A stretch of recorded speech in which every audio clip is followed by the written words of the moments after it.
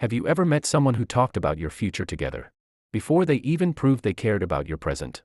They spoke about vacations, your future home, meeting each other's families, growing old together. Everything sounded perfect. But somehow, none of it ever happened. The promises kept getting bigger, while the effort kept getting smaller. Psychology has a name for this. It's called future faking. Future faking happens when someone paints an exciting picture of tomorrow to influence how you feel today. Sometimes it's intentional. Sometimes it comes from emotional immaturity. But either way, the result is often the same.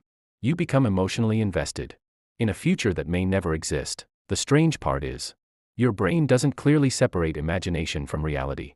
When you vividly picture a positive future, your brain releases chemicals associated with hope and reward. The more detailed the promises become, the more emotionally real they begin to feel.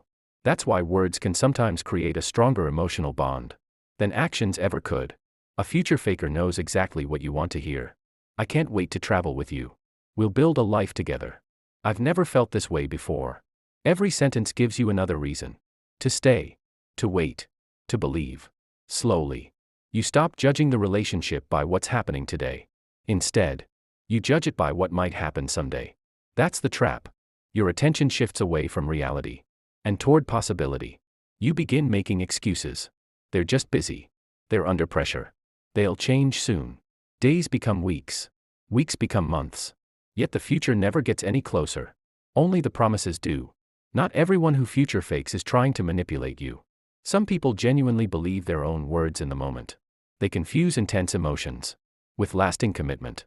They fall in love with the idea of a future without doing the work required to build one. But regardless of the reason, the emotional damage can be real.